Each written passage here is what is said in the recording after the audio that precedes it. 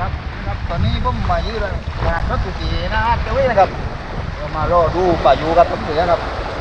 ตอนนี้ประมาณ5 โมงเย็นครับอีกประมาณสัก2-3 ชั่วโมงใช่ไหมครับจะมาถึง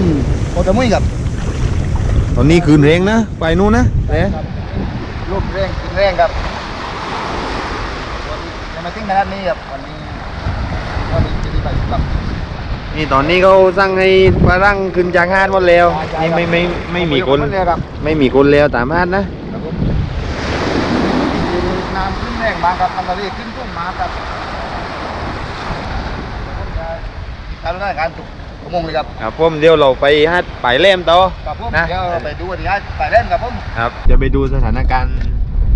น้ำนี่ครับเลี้ยวซ้ายนี่ชายหาดปลายแหลมใช่ไหมครับ ใช่ครับ ซอยอะไรนะพิมพ์นภา ปิมนภาครับผมสวัสดีครับ สวัสดีครับผม สวัสดีครับ ครับผมเพื่อพี่บ่าวมาเพื่อนี่ วันนี้เราก็มาคว้าวสถานการณ์ป่าอยู่ป่าบึกกันครับผม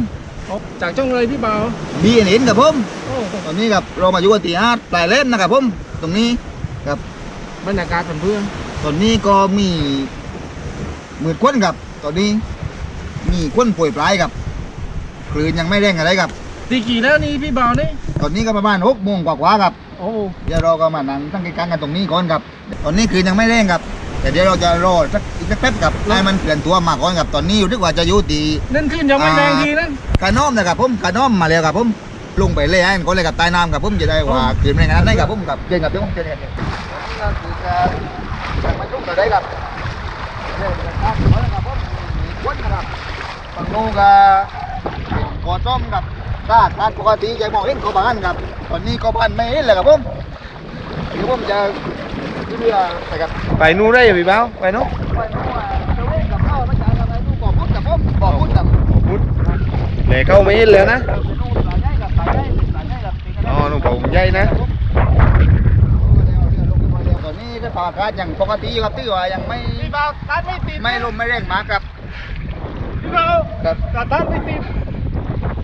เดี๋ยวมันมาให้ก่อนครับเดี๋ยวมีลมข้ามมาแล้วครับดูเลยเดี๋ยวพุ่งเลยครับลมข้ามมาแล้วครับ น้ำลึกไหมพี่บ่าว ตอนนี้น้ำทะเลนุ่นกับทะเลขึ้น ไหนลองกระโดดไปนี่น้ำลึกไม่กระโดดลงไปเลยเอ้า ดูหนาวครับเบื่อ ครับเอ้าลองไปกำมันเลย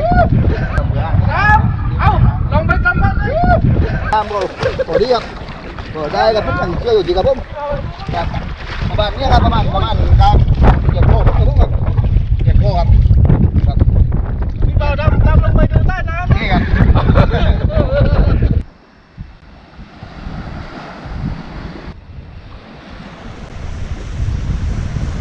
เดี๋ยวผมมาขึ้นจังเรียบเลยนะครับเดี๋ยวผมจะมาแล่กล้องในก็มีกล้องกินกันไหมครับกล้องจ่ายกล้องกินกับผมจะป้าไปตักขึ้นไว้คืนนี้ครับดู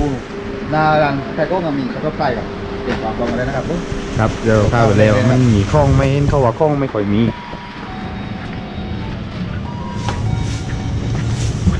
นี่ข้องนมปังได้ก็เตรียม มาม่า นี่ตรงนี้ อ๋อเลยมาม่าเลยเอามาม่าดิลงเลยมาม่าเลยกินกันสิใช่กันมาม่าก่อนนะ สำหรับ เดี๋ยวนะ ก็ ครับเดี๋ยวก็ผมว่าเจอก้อนเวลาเจอก้อนกันกับเดี๋ยวเราไปว่ากันทีนี้ครับผมก็พยายามบ้านไปสะพานครับนักท่องเที่ยวนะครับผมช่วยทีนี้นักท่องเที่ยวด้วยนะครับว่าตีเข้าตีหนึ่งช่วงตรงไหนครับเราทำตัวเป็นเจ้าบ้านดีนะครับ ซึ่งเราฝากบอกได้กับชาวปากนังชาวที่ชนที่กำลังโดนพายุตอนนี้